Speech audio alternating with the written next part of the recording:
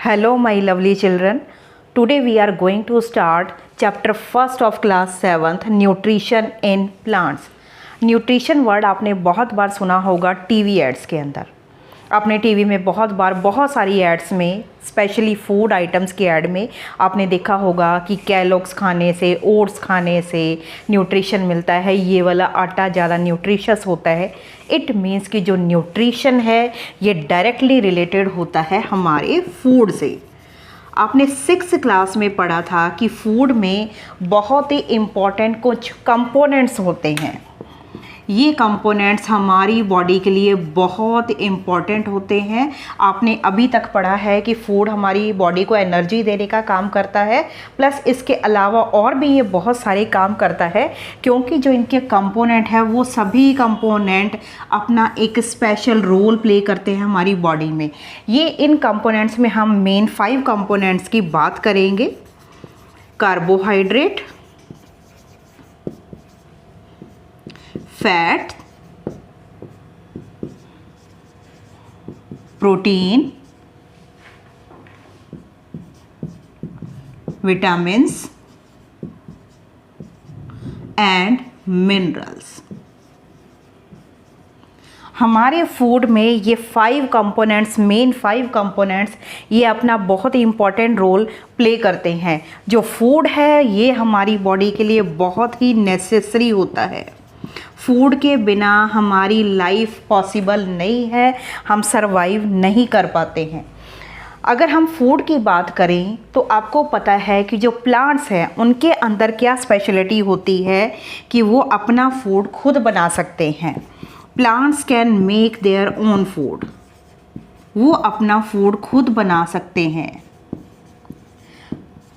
पर जो एनिमल्स हैं इंक्लूडिंग ह्यूमन बींग्स, एनिमल्स ये डिपेंड करते हैं डायरेक्टली और इनडायरेक्टली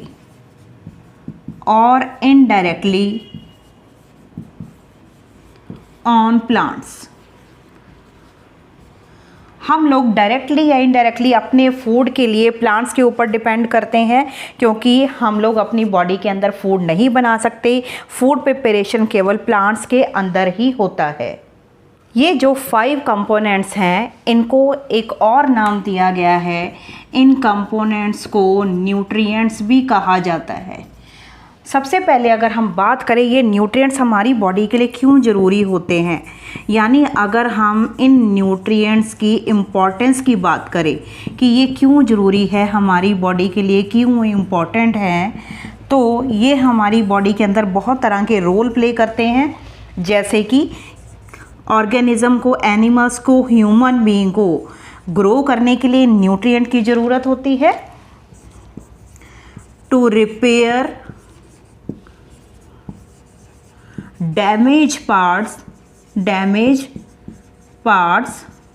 ऑफ बॉडी के अंदर होने वाले डैमेज से रिपेयर करने में ये न्यूट्रिएंट्स हेल्प करते हैं, ग्रोथ में काम आते हैं। टू बिल्ड देयर बॉडीज़, हमारी बॉडी को बिल्ड करने में ये न्यूट्रिएंट्स बहुत हेल्प करते हैं, स्पेशली ग्रोइंग चिल्ड्रन में, उनकी बॉडी की ग्रोथ में, उनकी बॉडी को बिल्ड करने में ये बहुत इंपॉर्टेंट रोल प्ले करते हैं। या फिर आपने एक और बहुत कॉमन सुना होगा, to provide energy. To provide energy, किस लिए एनर्जी की ज़रूरत होती है हमें? To carry out life processes. हमारी बॉडी के अंदर चलने वाले जितने भी काम हैं, चाहे वो रेस्पिरेशन है, एक्सक्रीशन है, ब्लड सर्कुलेशन है, उन सभी के लिए जो एनर्जी की ज़रूरत होती है वो हमें इन न्यूट्रिएंट्स से या इन कंपोनेंट्स से मिलती है। देखें कि न्यूट्रिएंट्स और न्यूट्रिशन के बीच में क्या रिलेशन होता है, तो आप एक चीज़ नोट करोगे कि सेवरल न्यूट्रिएंट्स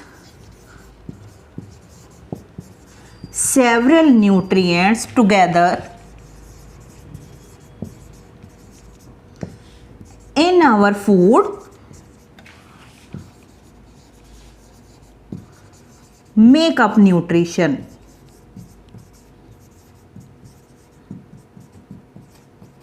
इन न्यूट्रिएंट्स को जब हम एक साथ अपने फूड में जितनी रिक्वायरमेंट है हमारी बॉडी को, जब हम इन न्यूट्रिएंट्स को अपने फूड में जब हम इनटेक करते हैं तो ये हमारी बॉडी के लिए बहुत ज़्यादा न्यूट्रिशियस होते हैं। इसी को ही न्यूट्रिशन कहते हैं, जो न्यूट्रिएंट्स और न्यूट्रिशन एक दूसरे से रिलेटेड है।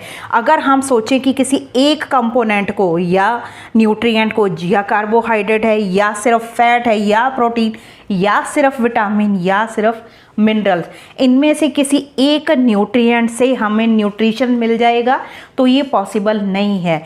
हमें न्यूट्रिशन मिलता है इन सभी न्यूट्रिएंट्स के कॉम्बिनेशन से। इनकी एक पर्टिकुलर अमाउंट हमारी बॉडी को रिक्वायर्ड होती है हाँ जी, अगर हम न्यूट्रिशन की डेफिनेशन की बात करें, क्यों न्यूट्रिशन को अगर हम डिफ़ाइन करना चाहें तो किस तरह किया जा सकता है, तो न्यूट्रिशन हम कह सकते हैं mode of taking food and its utilisation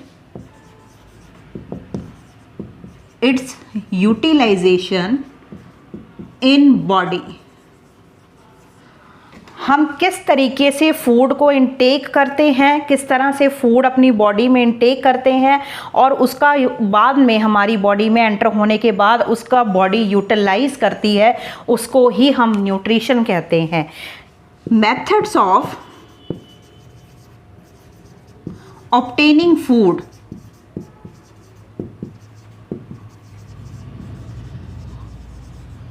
इनको हम कहते हैं मोड ऑफ न्यूट्रिशन।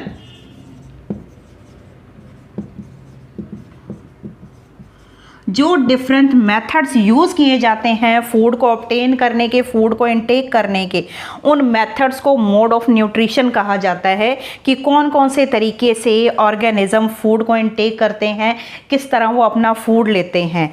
अगर हम बात करें इनकी कैटेगरी की मोड ऑफ न्यूट्रिशन के बेसिस पर, इनको दो कैटेगरी में या दो ग्रुप्स में ऑर्गेनिज्म को या एनिमल्स को डिवाइड किया गया है। ऑर्गेनिज्म को दो ग्रुप में डिवाइड किया गया है। इन एनिमल्स को कहते हैं ऑटोट्रॉफ्स और हेटेरोट्रॉफ्स।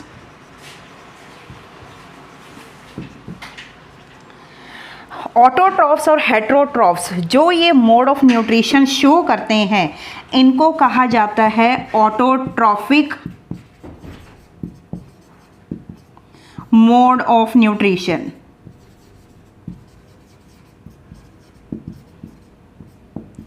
और जो हेटेरोट्रॉफ्स जिस वे से अपना फूड इनटेक करते हैं उसको कहा जाता है हेटेरोट्रॉफिक मोड ऑफ न्यूट्रिशन।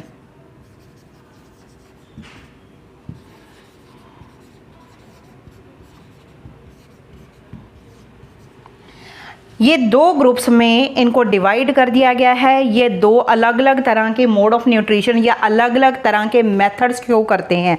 अगर हम पहले बात करें ऑटोट्रॉफ्स की या ऑटोट्रॉफिक मोड ऑफ न्यूट्रिशन की,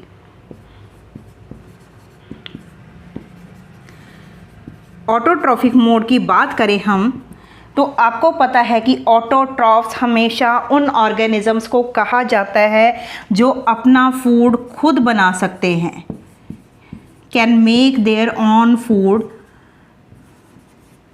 वो अपना फूड अपनी बॉडी में खुद बना सकते हैं, उनको कहा जाता है ऑटोट्रॉफ्स। या इस मेथड को जिससे ये अपना फूड बनाते हैं उसको कहते हैं ऑटोट्रॉफिक मोड ऑफ न्यूट्रिशन। आपको अच्छी तरह पता है कि कौन से ऐसे ऑर्गेनिज्म हैं जो अपना फूड खुद बना सकते हैं। Green plants. ग्रीन प्लांट्स के अंदर ये कैपेसिटी होती है कि ये अपना फूड खुद बना सकते हैं, बल्कि ये सिर्फ अपने लिए ही फूड नहीं बनाते, ये नॉन ग्रीन प्लांट्स के लिए भी फूड बनाते हैं। एंड एनिमल्स, इन एनिमल्स में ह्यूमन बीइंग भी इंक्लूड हैं।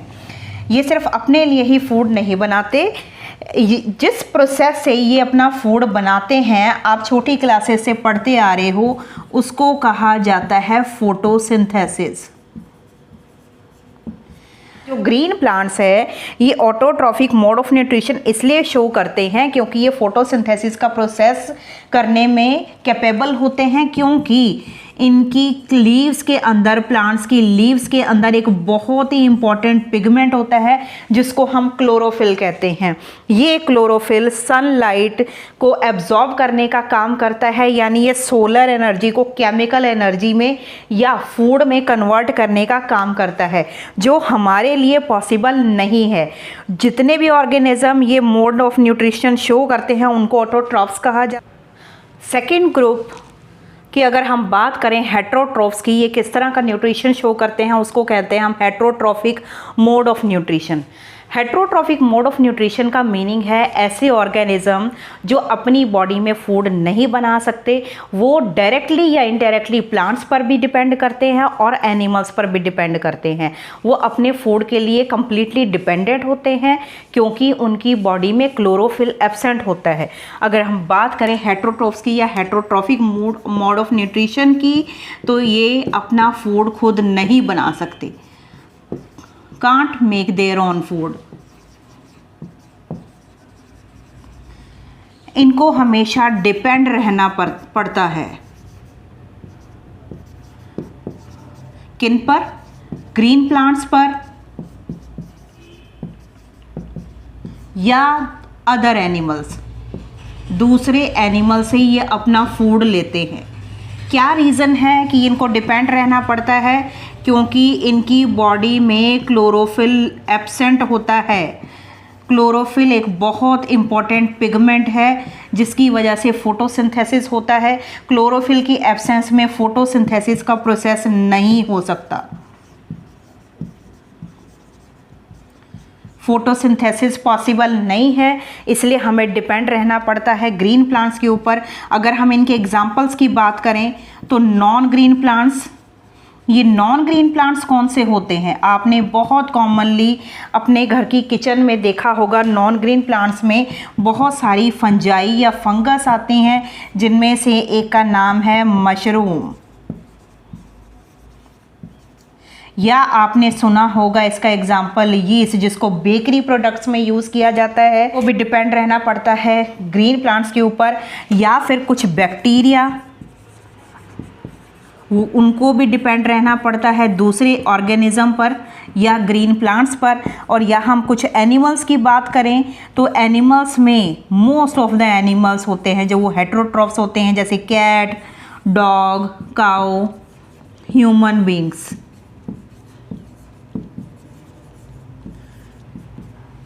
ऐसे सभी ऑर्गेनिज्म जिनकी बॉडी में क्लोरोफिल एब्सेंट होता है, फोटोसिंथेसिस प्रोसेस नहीं कर सकते, उन सभी को हेट्रोट्रॉफ्स की कैटेगरी में रखा गया है। और ये जो मोड ऑफ न्यूट्रिशन शो करते हैं उसको हेट्रोट्रॉफिक मोड ऑफ न्यूट्रिशन कहा जाता है। दोनों तरह के न्यूट्रिशन के बाद अब हम बात करते हैं नेक्स्ट बहुत ही इंपॉर्टेंट प्रोसेस की, फोटोसिंथेसिस, जो कि ग्रीन प्लांट्स में अकर करता है। ये ग्रीन प्लांट्स में देखने को मिलता है। अगर फोटोसिंथेसिस वर्ड को हम ब्रेक कर दें बीच में से तो दो वर्ड हमें दिखाई देते हैं, फोटो एंड सिंथेसिस। फोटो का मीनिंग होता है लाइट, यानी ये सनलाइट की प्रेजेंस में ही हो सकता है। और सिंथेसिस का मीनिंग होता है टू कंबाइन, यानी इसमें कुछ चीज़ों का कॉम्बिनेशन होता है, उसके बाद फूड बनता है।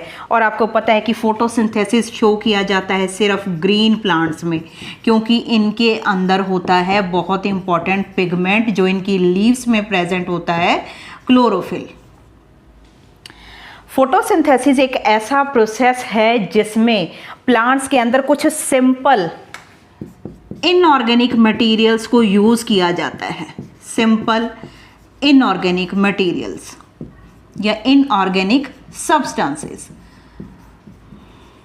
ये इनऑर्गेनिक सब्सटेंसेस कौन से हैं जिनको यूज़ किया जाता है? Carbon dioxide and water. ये कुछ सब्सटेंसेस हैं जिनको कि इनके अंदर यूज़ किया जाता है। एक आप वर्ड देख रहे हो यहाँ पर, इनऑर्गेनिक। इनऑर्गेनिक को अगर हायर क्लासेस में आप इसके बारे में पढ़ोगे, रफली बात करें तो ऐसे सब्सटेंसेस जिनके अंदर कार्बन एब्सेंट होता है। पर आप कहोगे कि मैम यहाँ पर तो कार्बन प्रेजेंट है, फिर ये इनऑर्गेनिक क्यों है? क्योंकि यहाँ पर एक कंडीशन लागू होती है, कंडीशन लगती है कि कार्बन के साथ हाइड्रोजन का बॉन्ड होना ज़रूरी होता है। कार्बन और हाइड्रोजन के बीच में बॉन्ड होना ज़रूरी होता है, जो आप हायर क्लासेस में पढ़ोगे केमिस्ट्री के अंदर भी। और यहाँ पर आप देखोगे कि ऑक्सीजन और कार्बन के बीच में बॉन्ड है, जिसके सनलाइट की प्रेजेंस में यूज़ किए जाते हैं ये इनऑर्गेनिक सब्सटेंसेस, जो कि कौन करता है? क्लोरोफिल। सनलाइट को कैप्चर करने का काम या सनलाइट को यूज़ करने का काम या एब्जॉर्ब करने का काम करता है क्लोरोफिल। अगर हम एक इक्वेशन की फॉर्म में फोटोसिंथेसिस के प्रोसेस को देखें तो ये यूज़ करता है कुछ simple organic substance, carbon dioxide, water, किसकी प्रेजेंस में? सनलाइट की प्रेजेंस में। और सनलाइट को एब्जॉर्ब करने की कैपेसिटी किस में होती है? किसके अंदर ये स्पेशलिटी है? क्लोरोफिल के अंदर होती है। जब ये दोनों चीज़ें सनलाइट की प्रेजेंस में क्लोरोफिल इनको एब्जॉर्ब करता है, सनलाइट को एब्जॉर्ब करता है क्लोरोफिल, तब ये दोनों चीज़ों का कॉम्बिनेशन होता है। इनके कॉम्बिनेशन से बनता है एक सिंपल फॉर्म ऑफ कार्बोहाइड्रेट, जिसको हम कहते हैं ग्लूकोज, और इसमें ऑक्सीजन गैस है वो रिलीज होती है। ये प्रोसेस कंटिन्यूसली सनलाइट की प्रेजेंस में ग्रीन प्लांट्स के अंदर चलता रहता है। ये बहुत ही इम्पॉर्टेंट लाइफ प्रोसेस है। जो हम कार्बन डाइऑक्साइड रिलीज़ करते हैं उसको ग्रीन प्लांट्स फूड मेकिंग में यूज़ करते हैं, और जो हम ब्रीथ इन करते हैं ऑक्सीजन गैस, ये उसको रिलीज़ करते हैं फोटोसिंथेसिस के प्रोसेस में कंटिन्यूसली। जो कार्बन डाइऑक्साइड है ये यूज़ की जाती है एयर में से, और जो वाटर है इसको यूज़ किया जाता है सॉइल में से। आप ग्रीन प्लांट के ऊपर जितना मर्जी पानी डालते रहो, लीव्स डायरेक्टली वाटर को एब्जॉर्ब नहीं करेंगी। जो वाटर इनको रिक्वायर्ड है, जिस वाटर की ज़रूरत है फूड मेकिंग के लिए, वो सॉइल में से रूट्स एब्जॉर्ब करती हैं, उसके बाद ये पहुंचता है लीव्स के अंदर। जो ग्लूकोज है ये एक सिंपल कार्बोहाइड्रेट है,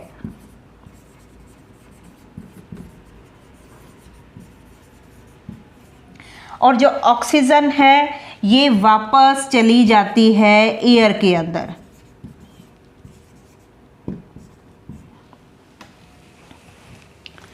ये फोटोसिंथेसिस का जो प्रोसेस है, जिसमें सनलाइट की प्रेजेंस में कार्बन डाइऑक्साइड और वाटर को कंबाइन किया जाता है, इस प्रोसेस को हम सिर्फ और सिर्फ लीव्स में देख सकते हैं, क्योंकि उनके अंदर प्रेजेंट होता है क्लोरोफिल। नॉर्मली जो अदर पार्ट्स हैं प्लांट के, यूजुअली उनके अंदर फोटोसिंथेसिस एब्सेंट होता है, फोटोसिंथेसिस नहीं होता, एब्सेंट होता है बाकी पार्ट्स में। इसीलिए ये लीव्स के अंदर होता है, इसलिए लीव्स को एक बहुत इम्पॉर्टेंट नाम दिया गया है। इनको कहा जाता है food factories of the plant. ये प्लांट की पूरी बॉडी के लिए लीव्स के अंदर फूड को प्रिपेयर किया जाता है, जो सिर्फ प्लांट्स के अंदर ही यूज़ नहीं होता। ये ग्लूकोज बाद में कुछ और फॉर्म्स में भी कन्वर्ट हो जाता है, जिसको हम लेटर ऑन इसको डिस्कस करेंगे। ये और भी बहुत सारे टाइप्स में ये कन्वर्ट हो जाता है। ये जो लीव्स के अंदर जो फूड है प्रिपेयर होने के बाद प्लांट की पूरी बॉडी में तो जाता ही है, इसके अलावा जो एक्स्ट्रा फूड है वो स्टोर होके एनिमल्स या ह्यूमन बींग्स के भी काम आता है, जो कि जिसको हम अलग अलग टाइप से अपने फूड में खाते हैं। हाँ जी, फोटोसिंथेसिस के प्रोसेस में अगर हम आगे बढ़े, हमने अभी बात की जिस तरह कि फोटोसिंथेसिस के लिए कुछ इनऑर्गेनिक मटेरियल जैसे कार्बन डाइऑक्साइड और वाटर, सिंपल इनऑर्गेनिक सब्सटेंस की ज़रूरत होती है, सनलाइट की, क्लोरोफिल की ज़रूरत होती है। इसके बाद इनके कॉम्बिनेशन से बनता है ग्लूकोज या फूड। ग्लूकोज एक सिंपल कार्बोहाइड्रेट है। अगर इनमें से क्लोरोफिल, सनलाइट, वाटर या कार्बन डाइऑक्साइड, इनमें से अगर कोई भी एक चीज़ प्रेजेंट नहीं होगी तो फोटोसिंथेसिस का प्रोसेस नहीं होगा। ये सारे के सारे पार्ट बहुत ही इंपॉर्टेंट रोल प्ले करते हैं अपना अपना। अगर हम बात करें कार्बन डाइऑक्साइड की, कार्बन डाइऑक्साइड फोटोसिंथेसिस में ये लीव्स के अंदर किस तरह जाता है, तो आप बहुत बार पढ़ चुके हो कि जो लीव्स की सरफेस होती हैं इनके ऊपर टाइनी पोर्स होते हैं इनकी सरफेस पर। इन टाइनी पोर्स को कहा जाता है स्टोमेटा। ये ओपनिंग्स को स्टोमेटा कहा जाता है जिसमें एक्सचेंज ऑफ गैसेस होता है। जैसे कि मैंने डायग्राम में ड्रॉ किया हुआ है, ये लीव का एक छोटा सा पार्ट शो किया हुआ है जिसमें आपको स्टोमेटा दो टाइप में दिखाई दे रहा है, ओपन फॉर्म में और क्लोज्ड फॉर्म में। एक चीज़ आप और देखोगे कि यहाँ पर जो डॉट्स जैसे स्ट्रक्चर मैंने यहाँ ड्रॉ की है, इनको मैंने क्लोरोप्लास्ट लिखा हुआ है। जो क्लोरोप्लास्ट है एक्चुअल में अगर हम इनको देखें लीफ के अंदर, तो ये इस तरह कॉइन्स की तरह, कॉइन्स जैसी टाइनी स्ट्रक्चर होती है। इन क्लोरोप्लास्ट के अंदर ये क्लोरोफिल प्रेजेंट होता है। ये हाई क्लासेस में आप पढ़ोगे इसके बारे में डिटेल में। जब ये हम स्टोमेटा की अगर हम बात करें, जब ये ओपन होता है तो इसमें से एक्सचेंज ऑफ गैसेस होता है, यानी कार्बन डाइऑक्साइड को इनटेक किया जाता है टू बी टेकन इन, और ऑक्सीजन को रिलीज किया जाता है। और ये कब पॉसिबल है कि कार्बन डाइऑक्साइड लीव्स के अंदर जाए और ऑक्सीजन को रिलीज किया जाए? ये दोनों ही कंडीशन तब पॉसिबल है जब स्टोमेटा ओपन होगा। जब CO2 और ऑक्सीजन का एक्सचेंज नहीं हो रहा होता है तो ये स्टोमेटा हमेशा क्लोज्ड फॉर्म में प्रेजेंट होते हैं, क्लोज कंडीशन में प्रेजेंट होते हैं। स्टोमेटा की हेल्प से कार्बन डाइऑक्साइड अंदर जाती है, जो हम लोग अपनी ब्रीथ आउट करते हैं, और जो हम ब्रीथ इन करते हैं ऑक्सीजन, ये कंटिन्यूसली फोटोसिंथेसिस के प्रोसेस में ये इसके अंदर एयर के अंदर आ जाती है स्टोमेटा से होती हुई। एयर से ही CO2 आती है, एंटर होती है लीव्स के अंदर, और ऑक्सीजन भी एयर के अंदर वापस चली जाती है। हाँ जी, दूसरे इम्पॉर्टेंट सब्सटेंस की या मटेरियल की बात करें वाटर की, मैंने जैसे कि डायग्राम में शो किया है, अभी हमने डिस्कस किया था कि जो वाटर है ये प्लांट्स की रूट्स सॉइल में से अब्जॉर्ब करती हैं। सॉइल में से ये अब्जॉर्ब होने के बाद ये लीव्स के अंदर एंटर होता है, यानी ये रूट्स में से जाता है। जब ये वाटर रूट्स में से जाता है तो इनके साथ डिसॉल्व्ड मिनरल्स भी जाते हैं, जो ग्लूकोज के अलावा कुछ और फूड बनाने के भी काम में आते हैं। Later on we will discuss about this also. Roots से ये वाटर जाता है प्लांट्स की लीव्स के अंदर। ये एक स्पेशल टिश्यू की हेल्प से जाता है, जो ये टिश्यू इस वाटर और मिनरल के सॉल्यूशन को यहाँ से लीव्स तक ले जाने का काम करता है। उस टिश्यू को कहा जाता है जाइलम टिश्यू, या इसको जाइलम वेसल कहा जाता है। ये एक पाइप लाइक स्ट्रक्चर बनाती हैं पूरे के पूरे प्लांट बॉडी के अंदर, जिसमें स्टेम, ब्रांचेस, लीव्स तक की जितने भी पार्ट हैं उन सभी में ये एक कंटिन्यूस पाइप जैसी स्ट्रक्चर बनाती हैं। ये एक एक्चुअल में ये डेड सेल्स होती हैं। इनके अंदर से ये जो वाटर और मिनरल्स का सॉल्यूशन है, वाटर और मिनरल इन दोनों को जाइलम वेसल में से कैरी करके या ट्रांसपोर्ट करके लीव्स तक पहुंचाया जाता है। इस तरह वाटर एंटर होता है लीव्स के अंदर। डायरेक्टली लीफ के ऊपर अगर हम वाटर डालेंगे तो ये स्टोमेटा से लीव्स के अंदर नहीं जाता, वो यूज़ नहीं होता। ये हमेशा यूज़ होता है रूट से आगे जाने वाले वाटर का। थर्ड इम्पॉर्टेंट सब्सटेंस की अगर हम बात करें, क्लोरोफिल। जो ये क्लोरोफिल है ये एक्चुअल में सिर्फ और सिर्फ लीव्स में प्रेजेंट होता है। मोस्ट ऑफ द प्लांट में लीव्स के अंदर प्रेजेंट होता है, जो कि एक ग्रीन कलर का पिगमेंट होता है। ये कुछ कॉइन्स जैसी स्ट्रक्चर के अंदर प्रेजेंट होता है, जिनको हम कहते हैं क्लोरोप्लास्ट। जो क्लोरोफिल है ये क्या काम करता है? ये सनलाइट को एब्जॉर्ब करने का काम करता है। जब ये सनलाइट को एब्जॉर्ब करता है तो इसकी प्रेजेंस में क्या होता है, ये जो कार्बन डाइऑक्साइड एंड वाटर है इनको ये कंबाइन कर देता है। कंबाइन करने के बाद ये इनको फूड में कन्वर्ट कर देता है, जो कि जिसको हम नॉर्मली कहते हैं ग्लूकोज। ये जो ग्लूकोज है इसके अंदर अगर इनको कंबाइन कर रहा है तो इसमें आपको 3 मेन एलिमेंट दिखेंगे। जो ग्लूकोज है ये 3 मेन एलिमेंट से मिलकर बना होता है, कार्बन, हाइड्रोजन एंड ऑक्सीजन। ये 3 मेन एलिमेंट दिखाई देते हैं। क्लोरोफिल का क्या काम है, ये सोलर एनर्जी को कैप्चर करने के बाद ये कैप्चर करता है इसको लीव्स के अंदर, उसके बाद ये इसको कन्वर्ट कर देता है केमिकल एनर्जी में। ये केमिकल एनर्जी ही हम फूड की फॉर्म में खाते हैं। ये हर एक ऑर्गेनिज्म तक ये डायरेक्टली या इनडायरेक्टली ये सोलर एनर्जी केमिकल एनर्जी में कन्वर्ट होने के बाद हमारी बॉडीज़ में या हम तक पहुंचती है। सोलर एनर्जी का या एनर्जी का एक अल्टीमेट सोर्स है जो अर्थ के ऊपर, वो है सन। सन एक अल्टीमेट सोर्स है। जितने भी ऑर्गेनिज्म हैं, ग्रीन प्लांट्स हैं, सभी के लिए एनर्जी का सोर्स है। इसी सोलर एनर्जी को हम केमिकल एनर्जी की फॉर्म में अपनी बॉडी के अंदर फूड की फॉर्म में यूज़ करते हैं। जैसे कि आप कोई भी ग्रीन वेजिटेबल खा रहे हो, कोई भी वेजिटेबल या कोई भी सीरियल खाते हो आप, उन सभी के अंदर जो सोलर एनर्जी है वो कैप्चर की हुई है केमिकल एनर्जी की फॉर्म में, जो लास्ट में हम तक पहुंचती है। फोटोसिंथेसिस के प्रोसेस का जो एंड प्रोडक्ट है वो है फूड।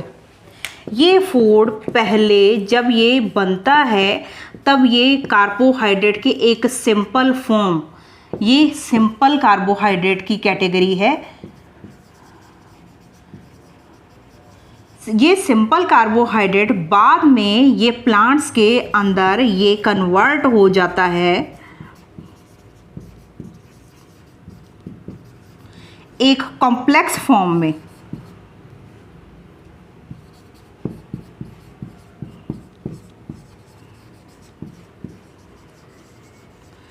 ये एक कॉम्प्लेक्स कार्बोहाइड्रेट में चेंज हो जाता है ग्लूकोज, जिसका नाम है स्टार्च।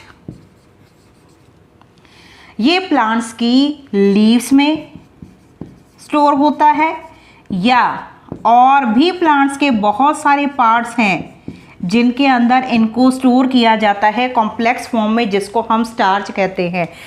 जो ये स्टार्च है आपने बहुत बार सुना होगा कि पोटैटो, इनके अंदर बहुत सारा स्टार्च है। कैरेट के अंदर, या हम ग्रेन्स की बात करें, ग्रेन्स जैसे कि व्हीट, राइस, इनके अंदर बहुत ज़्यादा स्टार्च होता है। ये एक्चुअल में जब फूड बनता है तब ग्लूकोज की फॉर्म में ही बनता है। ये सिंपल कार्बोहाइड्रेट एक कॉम्प्लेक्स कार्बोहाइड्रेट में चेंज होने के बाद ये स्टार की फॉर्म में चेंज हो जाता है, जो लीव्स के अलावा और भी प्लांट्स के बहुत सारे पार्ट्स में जाकर स्टोर हो जाता है, जैसे कि ग्रेन्स के अंदर हो गया, या पोटैटो, कैरेट में। ये अलग अलग पार्ट हैं प्लांट्स के जिनमें ये जाकर स्टोर हो जाता है। स्टार्च के अलावा प्लांट्स के अंदर और भी कई फॉर्म में फूड स्टोर होता है, जैसे कि एग्जांपल की बात करें तो ऑयल की फॉर्म में, या फैट भी कह सकते हैं इसको, या प्रोटीन की फॉर्म में भी ये स्टोर होता है। इसके बारे में हम बाद में डिस्कस करेंगे। फोटोसिंथेसिस के बाद प्रोड्यूस होने वाले स्टार्च को हम टेस्ट कर सकते हैं। जो ये स्टार्च की प्रेजेंस है ये एक्चुअल में फोटोसिंथेसिस की अकरेंस को प्रूव करती है।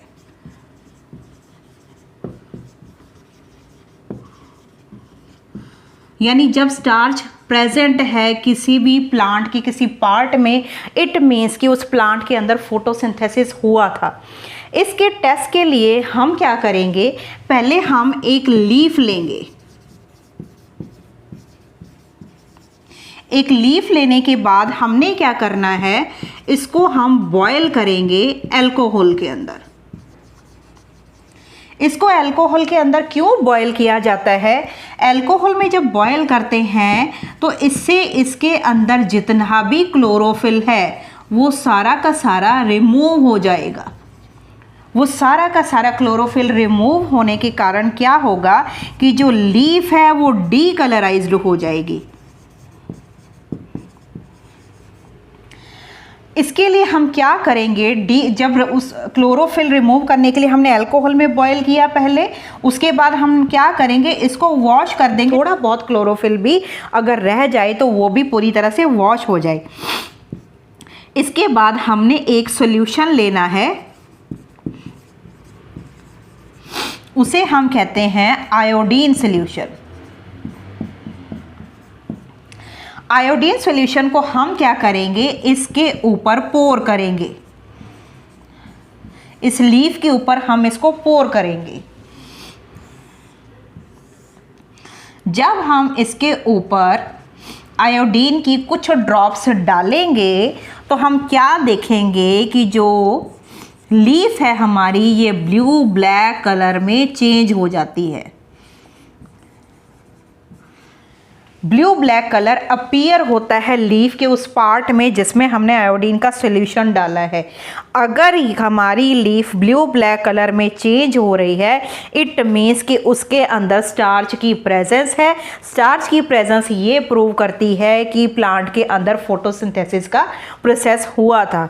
अगर हम डायरेक्टली लीफ के ऊपर अगर हम आयोडीन सॉल्यूशन डालेंगे तो इसके ग्रीन कलर के कारण हमें ब्लू ब्लैक कलर अपीयर नहीं होगा, हमें क्लियरली विजिबल नहीं होगा। आप सेम यही जो आप एक्सपेरिमेंट है ये पोटैटो के पीस पर भी कर सकते हो। मार्केट में आयोडीन सॉल्यूशन या आपके लैब में आयोडीन सॉल्यूशन ईजिली अवेलेबल होता है। आप पोटैटो के पीस पे भी अगर आयोडीन सॉल्यूशन की कुछ बूंदे डालोगे, ड्रॉप्स डालोगे, तो उसका कलर भी ब्लू ब्लैक कलर में चेंज हो जाएगा, जिससे हमें ये पता लगता है कि पोटैटो के अंदर भी स्टार्च प्रेजेंट है। यानी ये कैसे स्टार्च प्रोड्यूस हुआ या कैसे स्टार्च स्टोर हुआ, ये फोटोसिंथेसिस के प्रोसेस में जो ग्लूकोज बना, ग्लूकोज बाद में कन्वर्ट होके प्लांट्स की कई सारे पार्ट्स में जाके स्टोर हो जाता है स्टार्च की फॉर्म में। स्टार्च की प्रेजेंस के टेस्ट के बाद हम बात करेंगे leaves of various colours.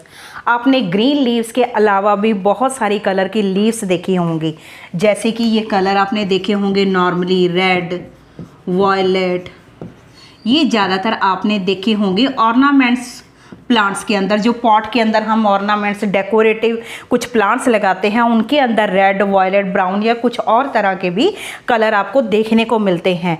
In colours, जो ये कलरफुल लीव्स हैं, क्या इनके अंदर क्लोरोफिल प्रेजेंट होता है?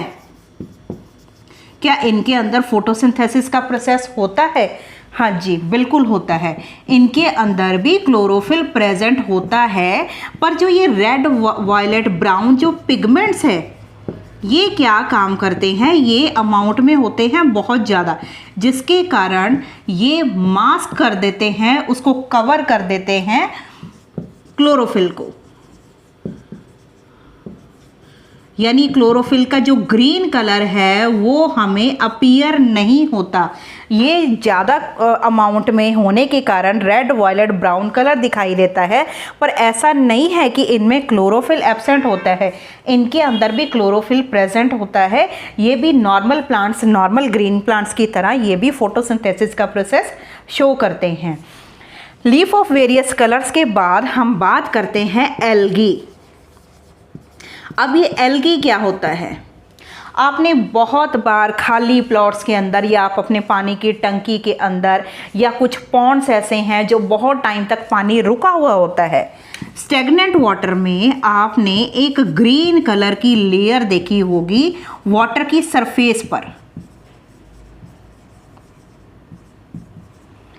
एक ग्रीन कलर की लेयर होती है। अगर आप इस ग्रीन कलर की लेयर को टच करके देखो तो ये स्लाइमी होती है, थोड़ी सी स्मूथ सी होती है, स्लाइमी होती है। ये ग्रीन कलर की जो लेयर है कभी कभी ये पॉन्ड या स्टेगनेंट वाटर के पूरे सरफेस को कवर कर देती है। जहाँ बहुत टाइम तक पानी रुका रहता है तो आप देखोगे कि पूरा का पूरा पानी, पूरा का पूरा वाटर जो रुका हुआ है बहुत टाइम से, वो पूरा ग्रीन कलर की लेयर से कवर हो जाता है। इसको हम कहते हैं एल्गी। ये एल्गी ग्रीन कलर है, इट मीन्स कि इसके अंदर क्लोरोफिल प्रेजेंट होता है। क्लोरोफिल प्रेजेंट होने के कारण ये फोटोसिंथेसिस कर सकता है। फोटोसिंथेसिस का प्रोसेस ये शो करता है, यानी ये अपना फूड खुद बना सकता है।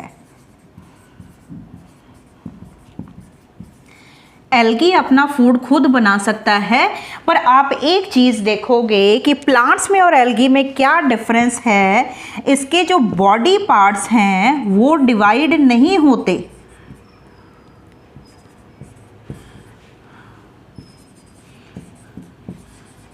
नॉर्मल प्लांट्स की तरह इनके जो बॉडी पार्ट्स हैं वो रूट्स में, स्टेम, ब्रांचेस एक्सेट्रा में ये डिवाइडेड नहीं होते। ये पूरे के पूरे आपको एक लेयर की फॉर्म में ही दिखाई देते हैं। इनके अंदर बॉडी पार्ट्स नहीं प्रेजेंट होते, पर इनके अंदर क्लोरोफिल प्रेजेंट होता है, जिसके कारण ये अपना फूड प्रिपेयर करते हैं। इसी की वजह से ये वाटर के अंदर पूरी सरफेस के ऊपर हमें ग्रीन कलर की लेयर दिखाई देती है, जिसे हम कहते हैं एल्गी। हाँ जी, फोटोसिंथेसिस के प्रोसेस में हम पहले भी बात कर चुके हैं। जो फूड प्रोड्यूस होता है इंस्टेंटली वो ग्लूकोज की फॉर्म में प्रोड्यूस होता है, जो कि एक सिंपल कार्बोहाइड्रेट है। उसके बाद ये चेंज हो जाता है स्टार्च की फॉर्म में। स्टार्च की फॉर्म में जब ये चेंज होता है तो प्लांट्स के वेरियस कई सारे पार्ट्स में जाकर ये स्टोर होता है, या फिर ये चेंज हो जाता है ऑयल या फैट्स के अंदर। जैसे कि ऑयल फैट्स आपने देखा होगा कि बहुत सारे सीड्स से हम ऑयल एक्सट्रैक्ट करते हैं, जैसे कि सनफ्लावर ऑयल, मस्टर्ड, ऐसे बहुत सारे ऑयल्स हैं जिनको हम सीड्स में से एक्सट्रैक्ट करते हैं। ये स्टार्च, ऑयल या फैट, ये आप अगर हम इनकी बात करें, ये मिलकर बने होते हैं 3 इंपॉर्टेंट एलिमेंट से, कार्बन, हाइड्रोजन एंड ऑक्सीजन। इन तीनों की कॉम्बिनेशन से बनता है स्टार्च, ऑयल या फैट।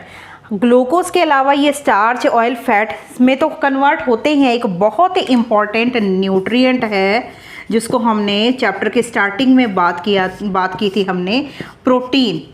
ये कुछ पार्ट जो ग्लूकोज का है, सम पार्ट ऑफ ग्लूकोज, ये ग्लूकोज का कुछ पार्ट क्या होता है, ये कन्वर्ट होता है प्रोटीन के अंदर। प्रोटीन के अंदर कन्वर्ट होने के लिए इन 3 एलिमेंट्स के अलावा, कार्बन, हाइड्रोजन, ऑक्सीजन, इन 3 एलिमेंट्स के अलावा एक और बहुत इंपॉर्टेंट एलिमेंट है, उसकी ज़रूरत होती है, जिसे हम कहते हैं नाइट्रोजन। आप अच्छी तरह जानते हो कि जो नाइट्रोजन गैस है ये एयर में 78% प्रेजेंट होती है, पर प्लांट्स इसको एब्जॉर्ब नहीं कर सकते।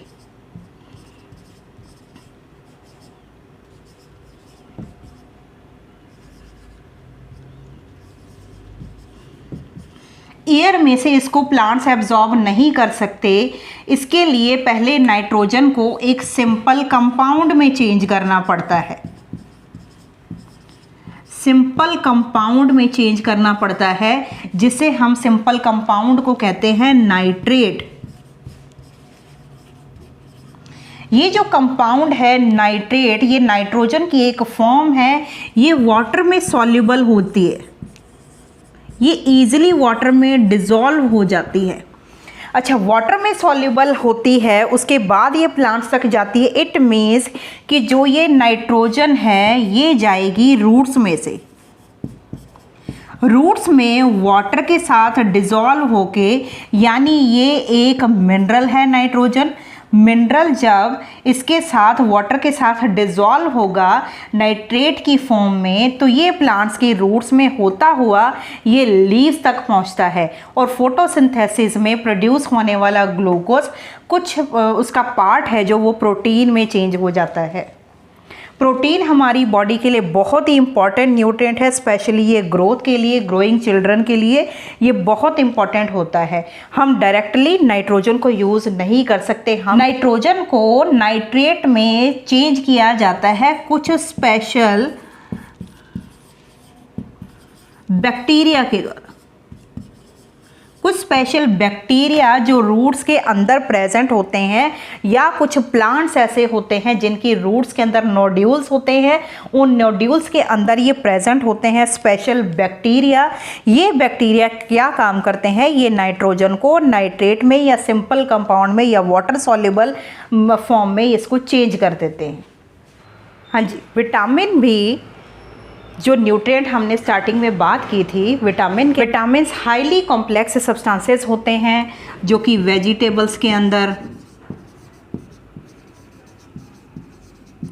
फ्रूट्स के अंदर प्रेजेंट होते हैं, कुछ ऐसी चीज़ों के अंदर प्रेजेंट होते हैं जो हमारी बॉडी के लिए बहुत इंपॉर्टेंट न्यूट्रिएंट होते हैं। Thanks for watching my video. अगर आपको मेरी वीडियो पसंद आई तो इसे लाइक करें और मेरे चैनल को सब्सक्राइब करें।